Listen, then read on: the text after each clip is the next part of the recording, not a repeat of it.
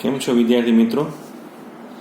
આપણે hello alkane અને hello arene સંયોજનોમાં જે આપણું NCERTનું જે એક્ઝેમ્પલર હતું, જેમાં આપણે લાસ્ટ સેશનની અંદર જે આપણે બે પ્રકારના MCQ કે એક પ્રકારની MCQ વન કરેક્ટ આન્સર અને બીજા પ્રકારમાં જે મલ્ટિપલ ચોઇસ ક્વેશ્ચનમાં મોર દેન વન કરેક્ટ આન્સર આપણે ચેક કરી ચૂકેલા હતા. હવે આપણે 44 નંબરથી ટૂંક જવાબી પ્રકારના પ્રશ્નો જે છે એમાં હવે આપણે આપણું ધ્યાન કેન્દ્રિત કરીએ છીએ.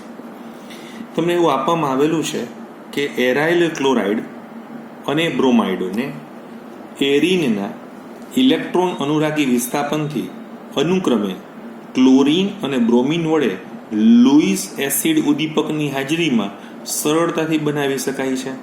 ટૂંકમાં તમારે ક્લોરોબેન્ઝીન બનાવવું હોય તો FeCl3Cl2 વાપરવાનું, તમારે બ્રોમોબેન્ઝીન બનાવવું હોય તો FeBr3Br2 વાપરવાનું. પણ આની મદદથી એરાઇલ આયોડાઇડ આપણે બનાવી શકાતા નથી, અથવા બનાવવા હોય તો તમારે ઓક્સિડેશન કરતાની જરૂર પડે છે. આ બહુ આપણી જૂની વાત છે. યાદ આવે તો આપણે આલ્કેનમાં પણ આવું ભણીને આવ્યા હતા. એરિન જ્યારે આયોડિન સાથે પ્રક્રિયા કરે, એટલે તમે જ્યારે બેન્ઝીનની આયોડિન સાથે તમે જ્યારે પ્રક્રિયા કરો છો ત્યારે શું બનતું હોય છે? તો કે આયોડોબેન્ઝીન પ્રાપ્ત થાય છે. હવે તમારો જે આયોડોબેન્ઝીન પ્રાપ્ત થતો હોય છે એ આયોડોબેન્ઝીન જે છે તે અને સાથે સાથે HI બને છે. પણ આ પ્રક્રિયા એટલા માટે ધીમી છે, આયોડિનની સાઇઝ મોટી હોવાથી, એટલે પ્રતિવર્તી છે. હવે તમે જો HI જે છે એને આપણે ઉપાડી લેવો પડે, તો આ HI નું ઓક્સિડેશન કરવા માટે હું HNO3 પર આયોડિક એસિડ HiO4 જો આ વાપરું તો આ HNO3 આની સાથે પ્રક્રિયા કરી અને I2 બનાવી નાખે, એટલે ઓછો થઈ જાય તો સેટેલીના નિયમ મુજબ આ બાજુ આગળ વધે તો આપણું આયોડોબેન્ઝીન શું થઈ જાય? વધી જાય. એટલે જો તમે HNO3 વાપરો તો એ HI સાથે પ્રક્રિયા કરીને આયોડિન છૂટો પાડે. એમ HiO4 જે છે પર આયોડિક એસિડ એ પણ આયોડિન જે છે એ છૂટો પાડશે. તો આ રીતે તમે સમજાવી શકો છો, જે આપણે આલ્કેનમાં પણ સમજાવેલું હતું. એના પછીનો તમને પ્રશ્ન આપેલો છે કે ઓર્થો અને પેરા ડાયબ્રોમોબેન્ઝીન માં કયાનું ગલન બિંદુ વધારે છે? તો નેચરલી પેરાનું જ વધારે હોય, કારણ કે આપણે ડિસ્કસ કરીએ કે પેરા એવી જગ્યા છે કે જ્યાં સામે ગોઠવાયેલા છે. એટલે બીજું કે બે બ્રોમિન એકબીજાની ધ્રુવીયતાને શું કરી નાખે? સંતુલિત પણ કરી નાખે છે. એટલે પેરા ડાયબ્રોમોબેન્ઝીન પહેલા તો આખો અધ્રુવીય પણ છે અને સિમેટ્રિક પણ છે. બીજું એ નજીક ગોઠવાય છે, એટલે એની આખી ક્લોસ્પેક રચના જે છે, એની જે લેટાઇસ રચના છે એ બહુ નજીકમાં આવે, જેવું ઓર્થોડાયબ્રોમોબેન્ઝીનમાં બનતું નથી. એક તો એ ધ્રુવીય પણ છે અને અસમિત પણ છે, એટલે એના વાંડરવાસ આકર્ષણ બળો નબળા હોય, જ્યારે પેરામાં વધારે હોય. એટલે પેરાનું ગલનબિંદુ ઓર્થો કરતા હંમેશા કેવું હશે? તો કે વધારે તમને જોવા મળશે. એના પછી તમને એક પ્રશ્ન આપેલો છે, જે થિયોરેટિકલ ક્વેશ્ચન્સ તમને આ રીતે આપેલો છે, નંબર 46. OH માઇનસ આયનની સાથે તમારી પાસે બે સંયોજન છે, CH3CH2Cl અને C6H5CH2Cl. હવે SN1 પ્રક્રિયા આપણે બેમાં કરવી છે. આ પ્રાઇમરી છે, આ પણ પ્રાઇમરી છે, પણ SN1 પ્રક્રિયા આમાં મસ્ત થશે, કારણ કે આ જેવું Cl નીકળશે એટલે આ કાર્બોકેટાયન બનાવશે, એમ આ પણ કાર્બોકેટાયન બનાવશે. પણ આ પ્રાઇમરી કાર્બોકેટાયન કરતાં આ પ્રાઇમરી કાર્બોકેટાયનની સ્થિરતા વધુ છે, કારણ કે એમાં એક તો એરોમેટાઇઝેશન પણ છે અને રેઝોનન્સને કારણે આ કાર્બોકેટાયન વધુ સ્થિર બની જાય છે. અને વધુ સ્થિર બની જવાને કારણે આ જે CCl બોન્ડ જે છે એ OH માઇનસની સાથે ઝડપથી જોડાતા તમને C6H5CH2OH તમને સંયોજન બનશે. આમાં એ પ્રક્રિયા અપેક્ષાએ ધીમી તમને જોવા મળશે. આમ તો બધા જ પ્રશ્નો જે છે ને એ આપણે જે તે સમયે થઈ ચૂકેલા છે, NCERTમાં પણ આપણે જોવાઈ ગયા. સાથી આયોડોફોર્મ અસરકારક જીવાણુનાશક ગુણધર્મો ધરાવે છે, આવું તમને પૂછવામાં આવેલું છે. તો હવે તમને ખ્યાલ આવી જવો જોઈએ કે આયોડોફોર્મ છે એનો તો આયોડિન રિલીઝ થાય, એટલે એનો જીવાણુનાશી જે ગુણધર્મ જે છે એ આયોડોફોર્મનું નથી, પણ એમાંથી જે મુક્ત થતા આયોડિનને કારણે હોય છે. પછી એવું કહે છે કે હેલો આલ્કેન અને હેલો આલ્કીન કરતા હેલો એરિન જે છે ને એ ઓછા સક્રિય છે, એ પણ આપણે વાત થઈ ગઈ હતી. હેલો આલ્કેન અને હેલો આલ્કીનની અંદર તમે જોવા જાઓ એની કમ્પેરિઝનમાં હેલો એરિનમાં CX બંધ જે છે ને એમાં દ્વિબંધની લાક્ષણિકતા છે, મુશ્કેલ છે. પ્લસ તમને યાદ આવે તો આપણે એવું કહી શકાય કે હેલો એરિન સંયોજનોની અંદર તમે Hના વિસ્થાપનથી ઇલેક્ટ્રોન અનુરાગી વિસ્થાપન પ્રક્રિયાને જે કરવી છે એ, અને પ્લસ હેલો એરિનમાં તમે કહો તો નેગેટિવ ઇન્ડક્ટિવ ઇફેક્ટ પ્રભુત્વ વધારે ધરાવતું હોય છે, એટલે એ ઓછા સક્રિય તમને જોવા મળે છે. પછી તમને ક્વેશ્ચન પૂછેલો છે કે અંધકારમાં રાઈટ, અંધકારમાં એરાઇલ બ્રોમાઇડ અને ક્લોરાઇડોને બનાવવા માટે લુઈસ એસિડનો ફાળો શું છે? હવે તમને ખબર હોય તો લુઈસ એસિડ એટલે FeCl3 હોય કે AlCl3 હોય કે FeBr3 હોય કે AlBr3 હોય. એ જ્યારે ક્લોરીન અને બ્રોમિન સાથે પ્રક્રિયા કરે તો એ Cl+ અથવા Br+ એવા બધા ઇલેક્ટ્રોન અનુરાગી ઉત્પન્ન કરે. એમ એરિનમાં પણ આ જે પ્રકારે થઈ જાય એટલે લુઈસ એસિડની હાજરીમાં જ ઇલેક્ટ્રોન અનુરાગી એટલે કે ઇલેક્ટ્રોફાઇલ બનાવવાની પ્રક્રિયા થતી હોય છે. પછી તમને એવું આપ્યું છે કે નીચેનામાંથી 1 અને 2 માંથી એટલે આ પહેલું અને બીજું એમાંથી કયું સંયોજન NaBr અને H2SO4 ના મિશ્રણની સાથે પ્રક્રિયા કરશે નહીં? પહેલાં બહુ ધ્યાનથી તમે જોશો ને તો ફિનોલ આ તમે જે આલ્કોહોલ નહીં કરે, આ કરશે. શા માટે કરશે? તો કે NaBr અને H2SO4 વચ્ચેની પ્રક્રિયાથી સોડિયમ બાયસલ્ફેટ SO2 Br2 અને પાણી ઉત્પન્ન થાય છે. જ્યારે ઇથેનોલ અને બ્રોમિન જે છે એની પ્રક્રિયા થતી નથી, એટલે એ લોકો કરી શકતા હોતા નથી.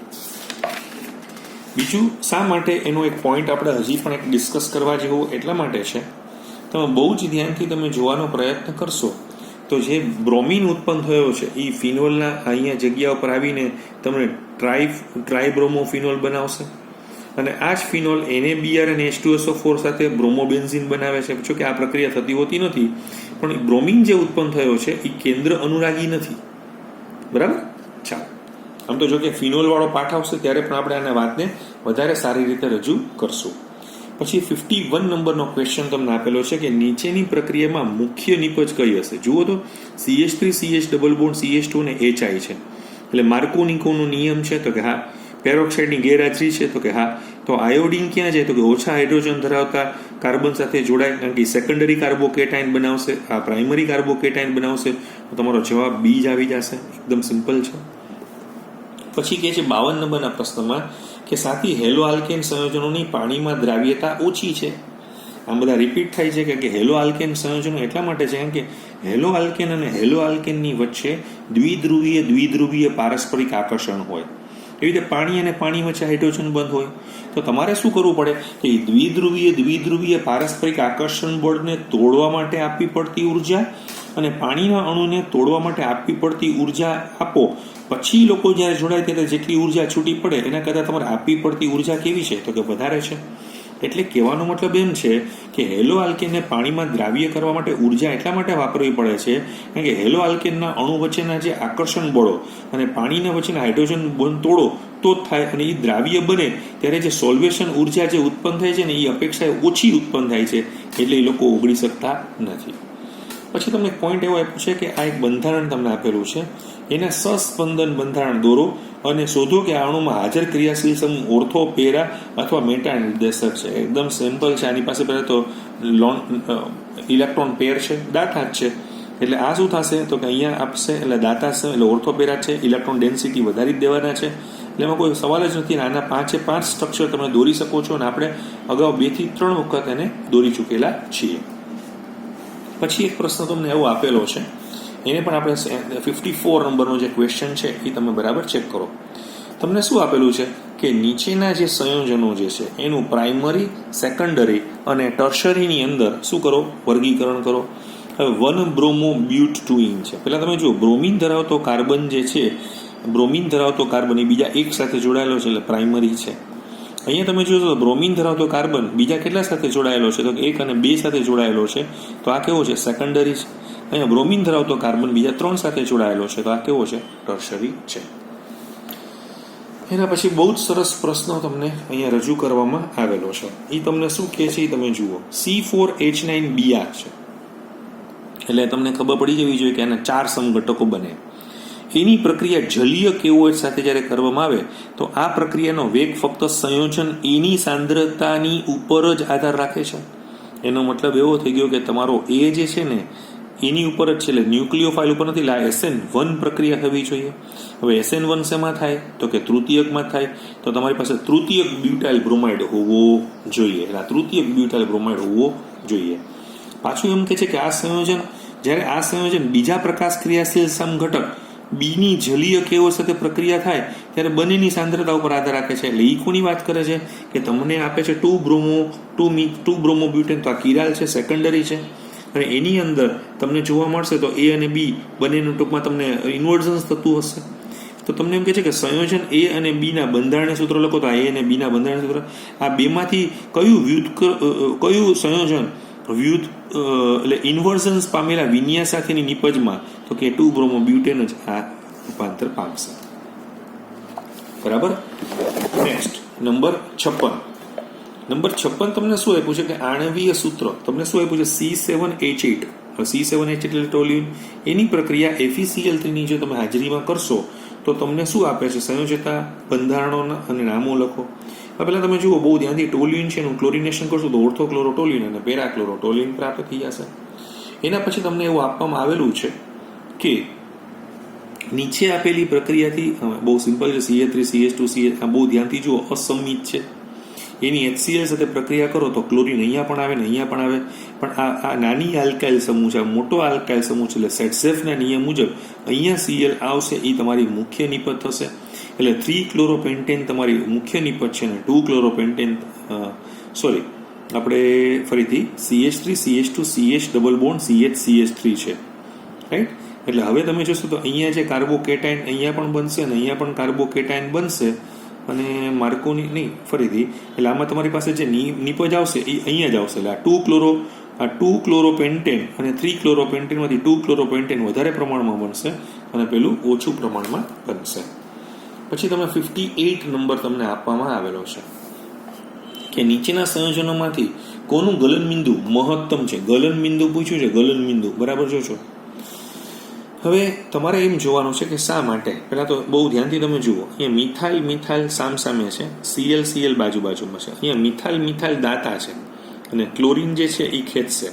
એટલે આનું ગલનબિંદુ જે છે ને એટલા માટે મહત્તમ હોવું જોઈએ કારણ કે પેલા 2 મિથાઇલ જે છે તે અને 2 ક્લોરીન સામસામે છે, એટલે સમિત થઈ ગયા છે, પ્લસ અધ્રુવીય થઈ ગયા છે. ઇફેક્ટ સામસામે ઉડી ગઈ છે. અને જ્યારે આવું થાય ત્યારે એ લોકો નજીક વધારે આવે, એની સ્ફટિક લેટાઇસ રચના બહુ સારી બને, એટલે એનું ગલનબિંદુ તમને કેવું જોવા મળશે? વધુ જોવા મળશે. પછી પાછો સાવ સહેલો ક્વેશ્ચન પૂછ્યો છે કે નિયોપેન્ટાઇલ બ્રોમાઇડ છે. નિયોપેન્ટાઇલ એટલે કુછ 5 કાર્બન અને 2 નંબરના કાર્બનની ઉપર નીચે કાર્બન મૂકીને વેલેન્સી પૂરી કરો તો 1-બ્રોમો 2,2 ડાયમિથાઇલ પ્રોપેન બને. આ પ્રશ્ન પણ અગાઉ આપણે આવી ગયેલો છે, 60 નંબરનો. 72 ગ્રામ અણુભાર ધરાવતો હાઇડ્રોકાર્બન છે. 72 ગ્રામ હોય તો એ કયો હોય? તો કે 72માં તો C5H12 જ આવે. હવે એમ કહે છે કે એનું ફોટોક્લોરિનેશન કરીએ, એટલે કે સૂર્યપ્રકાશની હાજરીમાં મુક્ત મૂલક વિસ્થાપન પ્રક્રિયા કરીએ તો એક જ મોનોક્લોરો વ્યુત્પન્ન બને. તો પેલા એક બને તો કયું હતું આપણે યાદ આવે તો નિયોપેન્ટેન. અને 2 ડાયક્લોરો ઉત્પન્ન થાય તો એ કયું? પહેલા તમને યાદ આવે છે C5H12ના 3 સમઘટકો બને: નોર્મલ પેન્ટેન, આઇસોપેન્ટેન, નિયોપેન્ટેન. એટલે આમાં તો નિયોપેન્ટેન આવી ગયું. હવે તમારે ડાયક્લોરિનેશનના રેફરન્સમાં તમે જોવા જાશો તો તમને શું પ્રાપ્ત થશે? તો કે તમને એવી વસ્તુ પ્રાપ્ત થશે કે જેની અંદર હું તમને આવું બતાવી શકીશ કે આ તમે જોશો તો આ તો એક જ તમારી નિપજ બની. હવે આ જ રીતે તમે જ્યારે ક્લોરિનેશન કરશો, સપોઝ કે તમે અત્યારે આનું જ ક્લોરિનેશન કરો છો તો તમને આ બધી ટૂંકમાં એક જ સરખી નિપજ તમને પ્રાપ્ત થશે. એટલે મોનોક્લોરો નિપજ ફક્ત A અને ડાયક્લોરો નિપજ B1 અને B2 આ તમને જે છે પ્રાપ્ત થયેલી છે. પછી તમને એવું પૂછે છે કે જે HCl સાથેની પ્રક્રિયાથી શું આપે છે? 1-ક્લોરો 1-મિથાઇલ સાયક્લોહેક્સેન નિપજ આપે, એ આલ્કીન બનાવવું. હવે તમે બહુ ધ્યાનથી તમે જો આ ફિનાઇલ HCl કરો એટલે અહીંયા તમે ડબલ બોન્ડ તોડો એટલે અહીંયા Cl મૂકવો પડશે અને અહીંયા H આવશે તો પણ આ બને. અને આવું સંયોજન હશે તો પણ અહીંયા તમે જોશો તો અહીંયા હાઇડ્રોજન ઓછા છે તો અહીંયા Cl આવશે અને અહીંયા H આવશે તો પણ આ વસ્તુ તમને પ્રાપ્ત થઈ શકશે. તો આના ઉપરથી તમને ખ્યાલ આવી જશે કે આપણે કઈ રીતે આખી પ્રક્રિયાને જે છે એ આપણે સેટ કરી શકાતી હોય છે. બરાબર, તમને આપને સમજાય છે? હવે આપણે ફરીથી આખા પ્રશ્નને પાછો આપણે સમજવાનો પ્રયત્ન કરીએ છીએ. એના પછીનો 62 નંબરનો ક્વેશ્ચન તમને આપેલો છે. એ કંઈક આ રીતે આપેલો છે કે નીચેના હેલો આલ્કેનમાં કયો જલીય KOH સાથે સૌથી વધુ સરળતાથી પ્રક્રિયા કરશે? KOH સાથે પેલા 1-બ્રોમોબ્યુટેન પ્રાઇમરી છે, 2-બ્રોમોબ્યુટેન સેકન્ડરી છે, 2-બ્રોમો 2-મિથાઇલ પ્રોપેન પણ સેકન્ડરી છે પણ ક્લોરાઇડ છે, અને 2-ક્લોરોબ્યુટેન ટર્શરી છે એટલે કે તૃતીયક બ્રોમાઇડ છે. તમારે શું કરવું છે? જલીય એટલે શું હોવું જોઈએ? પ્રોટિક સોલ્વન્ટ છે, એટલે SN1 માં જવું પડે. તો SN1 માં કોણ આપે? તો કે તૃતીયક બ્રોમાઇડ ઝડપથી પ્રક્રિયા આપે. સાવ સહેલું છે, ફટાફટ તમે આ જવાબ આપી શકો છો. પછી તમને એવું આપે છે કે ફિનોલ છે, ફિનોલની પ્રક્રિયા ZnCl2 ની હાજરીમાં HCl સાથે કરતા એરાઇલ હેલાઇડ સાથે બનાવી શકાય નહીં, એવું કે છે. તો કે ફિનોલ એટલા માટે ન આપે કારણ કે ફિનોલમાંથી તમારે એમાં જે ફિનોલમાં સહસ્પંદન બંધારણ થતા હોય તો એના 5 માંથી 3 બંધારણોમાં તો ડબલ બોન્ડ કેરેક્ટરિસ્ટિક્સ હોય, એટલે એમાંથી કાઢવું તમારા માટે થોડું અઘરું પડે, એટલે બની શકે નહીં. 64 નંબરનો પ્રશ્ન કહે છે કે નીચેનામાંથી કયું સંયોજન ઝડપથી SN1 પ્રક્રિયા આપશે? ઝડપથી. તો તમે જુઓ, આ બેન્ઝાઇલ ક્લોરાઇડ છે અને આ સાયક્લોહેક્સાઇલ ક્લોરાઇડ છે અને આ બેન્ઝાઇલ ક્લોરાઇડ છે. તો તમને ખ્યાલ આવશે કે આમાં શું છે? CH2Cl. તો કે આમાં CH2+ બનશે ને અહીંયા CH2+ બનશે, પણ આમાં CH2+ છે એ કાર્બોકેટાઇન છે, હાઈ કાર્બોકેટાઇન છે. અચ્છા, ઘણા કહે કે સર આ કાર્બોકેટાઇન કરતા આના કરતા આમાં પેલા તો સહસ્પંદન અને એરોમેટાઇઝેશન બંને છે, એટલે પણ આમાં તો કંઈ એવું એરોમેટાઇઝેશન કે સહસ્પંદનથી કાર્બોકેટાઇન બનતો નથી, ખાલી સાદો કાર્બોકેટાઇન બને છે, એટલે આ વધારે સ્થિર છે, એટલે આ ઝડપથી પ્રક્રિયા આપશે. પછી તમને આપવામાં આવે છે કે એલાઇલ ક્લોરાઇડનું જલ વિભાજન. કોનું? એલાઇલ ક્લોરાઇડનું જલ વિભાજન નોર્મલ પ્રોપાઇલ ક્લોરાઇડ કરતાં વધારે સરળતાથી કેમ થાય? તો તમે વિચારો કે તમને એલાઇલ ક્લોરાઇડમાં હું તમને એક એક્ઝામ્પલ આપું છું, જે કંઈક આવું એક્ઝામ્પલ છે. જુઓ, તમારી પાસે પહેલા આ કયું છે? CH2 double bond Ca. હવે તમે આમાં ક્લોરીન કાઢી નાખો તો આ કાર્બોકેટાઇન બને અને સહસ્પંદનથી કાર્બોકેટાઇન સરસ કરી નાખે. જ્યારે નોર્મલ પ્રોપાઇલ ક્લોરાઇડમાં આવું કોઈ સહસ્પંદન થતું જ નથી, એટલે એનો જે કાર્બોકેટાઇન બને એ એટલો સ્ટેબિલાઇઝ થતો હોતો નથી. પછી કહે છે કે ગ્રિગ્નાર્ડ પ્રક્રિયાની અંદર તમારે સાથી ભેજનું પ્રમાણ અલ્પ પ્રમાણમાં ન હોવું જોઈએ. આ પાછું ત્રીજી ચોથી વખત આવેલું છે કે ગ્રિગ્નાર્ડ પ્રક્રિયક એટલા માટે એટલો બધો એક્ટિવ છે કેમ કે એમાં R- છે, બેસ્ટ કાર્બન આયન છે. જેવો કાર્બન આયન હોય તો ગમે ત્યારે પ્રોટોનની શોધમાં જ હોય અને જરાક પાણી હોય કે એ બધાના ભેજના કોન્ટેક્ટમાં આવે એ તરત પ્રક્રિયા કરીને હાઇડ્રોકાર્બન બનાવી શકશે. પછી તમને એવું પૂછે છે કે તમારી પાસે SN1 પ્રક્રિયા વિધિ છે, તેમાં ધ્રુવીય દ્રાવકો કેવી રીતે મદદ કરે? કારણ કે તમને ખબર છે SN1 વિધિ 2 તબક્કામાં થાય. પહેલા તબક્કામાં કાર્બોકેટાઇન રચાય. કાર્બોકેટાઇન બનાવવા માટે અને તમારે ઓલો જે લિવિંગ ગ્રુપ છે જે દૂર થાય છે એને દૂર કરવા માટે ધ્રુવીય દ્રાવકની જો હાજરી હોય તો એક તો કાર્બોકેટાઇન બને અને જે દૂર થતો સમૂહ છે એ બંનેની સ્થિરતા શું કરી નાખે? વધારે. અને એમાં જેમ જેમ વધુ ધ્રુવીયતા હશે તો એ પ્રમાણે એની સ્થિરતા શું કરી નાખશે? તો કંઈ વધારતા જશે. જેનું એક એક્ઝામ્પલ આપ્યું છે, આ તૃતીયક વાળું આપ્યું છે. બ્રોમિન કાઢ્યો, હવે પાણી છે તો એ પાણી આ રેફરન્સમાં જોડાઈ ગયું છે અને આલ્કોહોલ બનાવે છે, તો તમને ખ્યાલ આવી જશે કે શું કામ આ રીતે પ્રોટિક સોલ્વન્ટની જરૂર પડે છે. પછી કહે છે કે અણુમાં દ્વિબંધની હાજરી નક્કી કરવી હોય તો શું? આપણે એકવાર વાત હતી, આ તો હાઇડ્રોકાર્બન ચેપ્ટરનો ક્વેશ્ચન છે. એક બ્રોમિન જળ નાખો તો એનો બદામી રંગ દૂર થાય, તો આ રીતે પણ તમે કરી શકો છો. અને બીજી એક બેયરની કસોટી હતી, આપણે ઠંડા અને મંદ KMnO4 સાથે તમે પ્રક્રિયા કરો તો તમે ઠંડા અને મંદ KMnO4 સાથે પ્રક્રિયા કરો તો પણ તમે આ રીતે રંગવિહીન દ્રાવણ પ્રાપ્ત થાય છે. આ એકચ્યુઅલી આ ચેપ્ટરનો ક્વેશ્ચન પણ કહી શકો છો, પણ વધારે પડતો હાઇડ્રોકાર્બનમાં આપણે આની ચર્ચા કરેલા છે. હવે તમને એમ કહે છે કે ડાયફિનાઇલ્સ પર્યાવરણને અસર કરતા વિષાલુ છે અને આ એરાઇલ હેલાઇડમાંથી કેવી રીતે બને છે? તો કે જ્યારે વાહનો અને ઉદ્યોગોમાં હાઇડ્રોકાર્બનનું દહન થાય ત્યારે ઘણી વખત આ ડાયફિનાઇલ કે જેને આપણે બાયોફિનાઇલ પણ કહીએ છીએ, ઘણી વખત આપણા શરીરમાં દાખલ થઈ ઘણી બધી બાયોકેમિકલ રિએક્શનથી આપણા DNAને એ ડિસ્ટર્બ કરે છે અને કેન્સર ઉત્પન્ન કરે છે અને આ ફિટિક પ્રક્રિયાથી બનાવી શકાય છે. યાદ આવે તો 2 ક્લોરોબેન્ઝિન 2 સોડિયમ નિર્જલ ઇથરની હાજરીમાં પ્રક્રિયા કરો તો ડાયફિનાઇલ ઇથર બને.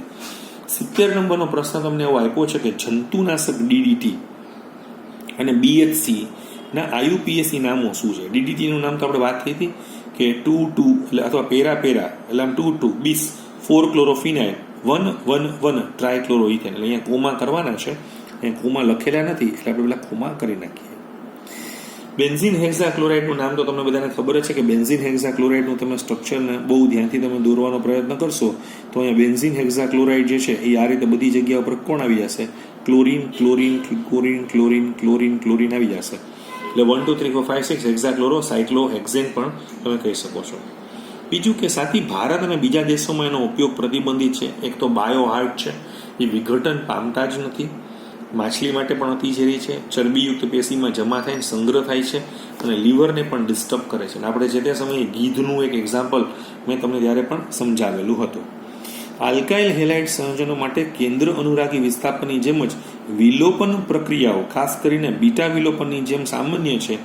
એટલે આલ્કાઇલ હેલાઇડ જેમ કેન્દ્ર અનુરાગી વિસ્થાપન આપે ને બીટા વિલોપન પણ સામાન્ય રીતે આપતા હોય છે અને બંનેમાં ઉપયોગમાં લેવાતા પ્રક્રિયકો જણાવો. આપણે ખબર છે કે ઓલામાં આપણે શું વાપરવાનું છે, જલીય તમારે KOH વાપરવાનો છે. આમાં આલ્કોહોલમાં બનાવેલો વાપરવાનો, કારણ કે જલીય KOHમાં OH માઇનસ છે ને એ લુઈસ બેઝને બદલે કેન્દ્ર અનુરાગી તરીકે જ રહેશે. જ્યારે ઓલો તો C2H5O માઇનસ બનાવે છે, પાવરફુલ ન્યુક્લિયોફાઇલ બનાવે છે. એટલે એ બેઝની જેમ વર્તી અને આલ્કાઇલ હેલાઇડમાંથી H+ને શું કરી નાખશે, દૂર કરી નાખશે. એવું જ તમને આપવામાં આવેલું છે કે તમે મોનોબ્રોમોબેન્ઝીનને એનિલીનમાં કેવી રીતે મેળવશો. તમારે મોનોબ્રોમોબેન્ઝીન એનિલીનમાંથી બનાવવાનું છે. આમ તો આ ચેપ્ટરનો જે પ્રશ્ન હતો આપણે યાદ આવે તો એનિલીનનું ડાયઝોટાઇઝેશન તમારે NaNO2 અને HCl ની હાજરીમાં તમે કરશો તો પેલા બેન્ઝીન ડાયઝોનિયમ ક્લોરાઇડ બનશે અને એની તમે Cu2Br2 HBr સાથે પ્રક્રિયા કરશો તો તમને શું પ્રાપ્ત થઈ જશે, તો કે બ્રોમોબેન્ઝીન તમને પ્રાપ્ત થશે.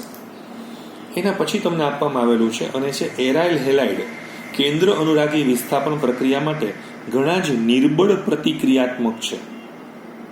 તમને આપ્યું છે chloro NO2, chloro NO2 NO2, chloro NO2 NO2 NO2, આવું તમને આપવામાં આવેલું છે.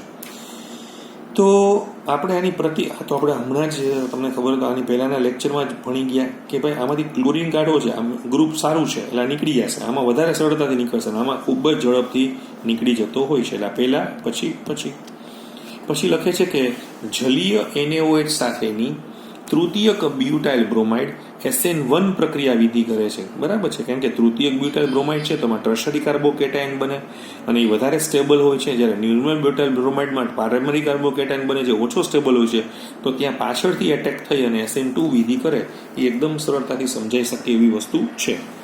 એના પછી તમને એક આપ્યું છે કે આઇસોબ્યુટિલિન, એટલે આઇસોબ્યુટિલિન છે, એમાં HCl ઉમેરો.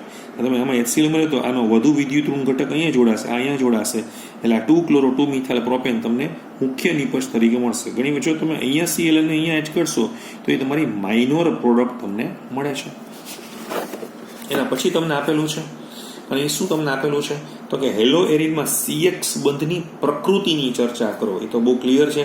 હેલો એરિનમાં CX બંધની પ્રકૃતિ શું છે તો કે sp2 સંકરણ છે, આમાં sp3 સંકરણ છે. બીજું કે આમાં S કક્ષક sp2 હોય એટલે S નો ફાળો કેટલો હોય તો કે 33.33%, ઓલામાં કેટલો હોય 25%, એટલે આમાં બંધ લંબાઈ ઘટી જાય, આમાં બંધ લંબાઈ થોડી વધારે છે. બીજું કે હેલો એરિન સંયોજનોમાં બંધ ટૂંકો અને વધુ મજબૂત બનેલો છે. એના પછી તમને 77 એવું પૂછ્યું છે કે જ્યારે પ્રયોગશાળામાં NaI સિવાયનો બીજો પ્રક્રિયક પ્રાપ્ત ન થતો હોય તો તમે ઇથેનોલમાંથી આયોડો ઇથેન કેવી રીતે બનાવી શકશો. એકદમ સિમ્પલ છે. તમારી પાસે NaI નથી તો તમે પેલા એક કામ કરો, તમે પેલા ઇથેનોલમાંથી પેલા ઇથાઇલ બ્રોમાઇડમાં આવી જાઓ. એકવાર એક એવો હેલાઇડ લઈ આવો. તમે અહીંયા ઇથાઇલ ક્લોરાઇડ લઈ આવી શકો છો. એટલે ઇથેનોલમાંથી કાં બ્રોમાઇડ લઈ આવો કાં ક્લોરાઇડ લઈ આવો અને પછી તમે એની સોડિયમ આયોડાઇડ યાદ આવે તો ફિંકલસ્ટેન પ્રક્રિયા કરશો તો તમને ઇથાઇલ આયોડાઇડ પ્રાપ્ત થઈ જશે. અને પછી કહે છે કે સાયનાઇડ આયન જે છે એ ઉભયદંતી કેન્દ્ર અનુરાગી તરીકે વર્તે છે. એ આ પાછો કેટલી વાર 2-3 વખત પૂછાયેલો છે કે જેમાં CN જે છે એમાં કાર્બન પાસે પણ લોન પેર હોઈ શકે, નાઇટ્રોજન પાસે પણ લોન પેર હોઈ શકે, પણ જ્યારે તમે જોવા જશો તો એમ એ કહે છે કે જલીય દ્રાવણમાં તે કયા છેડાથી હોય. જલીય દ્રાવણ તમે જો લખવાનો પ્રયત્ન કરો તો એ કાર્બન બાજુના છેડાથી, કારણ કે KCN છે ને આયોનિક સંયોજન છે, ઇઝીલી ખુલી જશે એટલે સાયનાઇડ સંયોજન બનાવશે. બીજું કે CC બંધની અપેક્ષાએ સાપેક્ષ કરતા CN બંધ ઓછો સ્થાયી હોય છે. બરાબર છે કે સાયનાઇડ બંધ ઓછો સ્થાયી હોય છે. તો આટલા જે તમારા જે ડિસ્ક્રિપ્ટિવ પ્રશ્નો જે છે એ આની અંદર આપણે આજે ડિસ્કસ કરેલા છે અને પછીના સેશનમાં આપણે મળશું ત્યારે થોડાક હવે પ્રશ્નો આપણે બાકી રહે છે. લગભગ આમ તમે જોવા જાઓ તો 97 પ્રશ્નો જેટલા આમાં આપેલા છે. એમાંથી આપણે આજે 78 સુધીના જોયા છે અને આના પછીના સેશનમાં આપણે બાકીના પ્રશ્નો પૂરા કરશું. Thank you.